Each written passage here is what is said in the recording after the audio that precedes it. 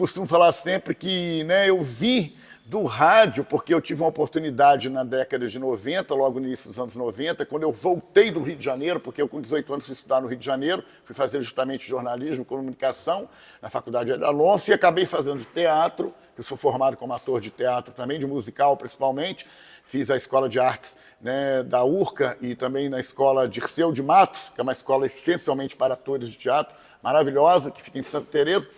Mas a comunicação já vinha, né, na veia, não muito destacada, mas sim, né, disfarçada aí de ator de teatro, né? E fiz o jornalismo.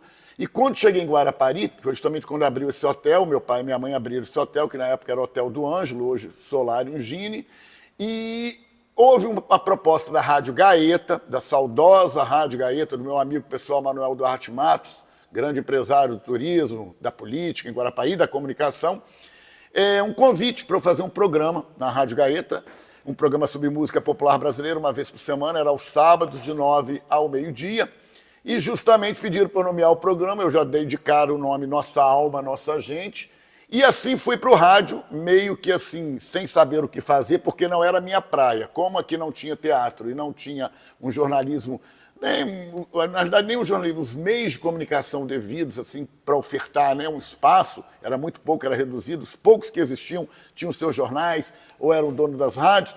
Eu acabei aceitando mais como uma experiência e não como um trabalho assim, de sobrevivência, porque minha família tinha recursos, eram empresários, dono de hotel, de restaurante, eu tinha onde me estabelecer. E fui, e descobri um novo Alfredo Gini, o comunicador, descobri o rádio, né, essa comunicação maravilhosa de falar com as pessoas ao vivo, de fazer promoção, de receber gente para ser entrevistada.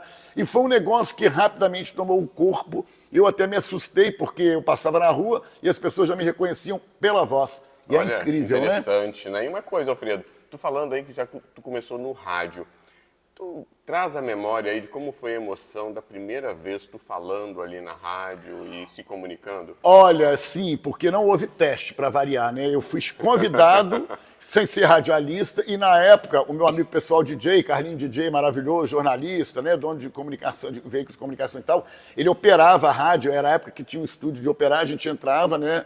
O estúdio tinha 3 microfones, um para o comunicador, outro para os convidados, e tinha aquele vidro e tal, e ele cooperava, e dava 1 minuto, né, 30 segundos, 1 segundo e tal, sim, comercial no ar, levantava as placas e tal.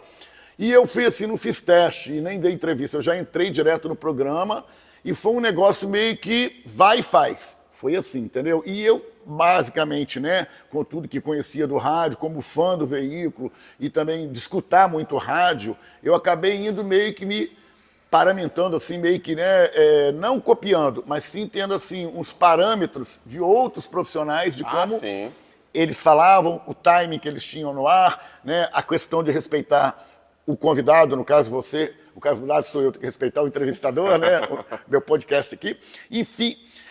Uma coisa que eu descobri meio que fazendo ao vivo e fazendo todo sábado, e cada vez que abria o microfone era uma nova experiência, às vezes errava, às vezes gaguejava, às vezes, né, falava alguma coisa que não é que não devia, mas que, né, se estendia demais, e eu mesmo fui achando esse time. E o rádio foi tão importante para mim, que quando surgiu a televisão através do convite do Ricardo Conde, para ir para a TV Guarapari, eu já cheguei com esse timing do rádio, que o rádio não tem imagem, então você sim, fica muito ligado no que você vai falar, no tipo, né, de emissão que você vai ter com a sua voz, a entonação, o tipo de pergunta, e você tem essa questão da autorregulagem também, tal, qual dos microfones, então eu cheguei meio que já experiente no assunto, sim, e a imagem foi uma decorrência disso tudo, né? Olha que interessante. Então uma coisa, ficou quanto tempo na rádio? Eu fiquei de 92 a 95, foram 3 anos direto. Na rádio, direto. Todo sábado, de 9 ao meio-dia, Nossa Alma, Nossa Gente. Inclusive eu tenho umas fitas cassete aqui, feita cassete, né, que nem ninguém, tem gente aí que nem sabe o que é, mas tudo bem. Aliás, é difícil achar um gravador para escutar, né? Gente, se colocar o Walkman, muitas pessoas não vão saber. Exatamente, eu tenho muitos programas gravados, entendeu? Com vinhetas, com tudo, e é interessantíssimo, até o tipo do som, que ainda era um estéreo, mas meio assim, não tem essa nitidez que a gente tem outra, essa tecnologia avançada que a gente tem. Mas foi uma experiência, assim, que quando eu olho para trás, ela foi fundamental no meu desenvolvimento como comunicador, né? Porque a minha intenção não era a comunicação, a minha intenção era o teatro, era as artes cênicas, né? Televisão. Sim, e tal, claro. pelo lado das artes cênicas, das artes dramáticas. E eu acabei desembocando justamente na comunicação, mas foi assim uma coisa que aconteceu naturalmente, mas que essa experiência do rádio foi fundamental para mim. E eu fico aqui imaginando, né, você falando em rádio, você falando em fita cassete, você falando em audiovisual e as pessoas no Google neste momento dividindo a tela e falando o que é fita cassete, o que é, porque realmente é uma coisa assim que veio para ficar, teve o seu tempo, aí tu veio para a TV. Claro, tu trouxe aí um know-how enorme da rádio, como tu disse, né? Já pegou o time tudo certinho, e isso foi uma alavanca. Sim, e a TV, como eu já tinha a experiência da formação teatral como ator de teatro, a gente tem uma formação de postura, né, de projeção, etc., de imagem, sim, eu não tive muita dificuldade, porque mais ou menos, quando abriram as câmeras, que eu também não fiz teste, aliás, eu fiz um teste, foi para acertar áudio e imagem, que na época, Cleto Moratori, que era diretor de imagem da TV Gazeta, e veio para justamente ajustar a TV Guarapari. Sim. E eu fui um dos primeiros a entrar no estúdio e fazer o ajuste de imagem, o que fica melhor de ângulo e tal. Ele falou, isso aí tá perfeito, nasceu para coisa, qualquer ângulo tá bom, pode mandar tocar o barco para frente. Eu fiquei até meio surpreso com isso, né? Porque eu falei, pô, mas não tem... Não, você tá ótimo.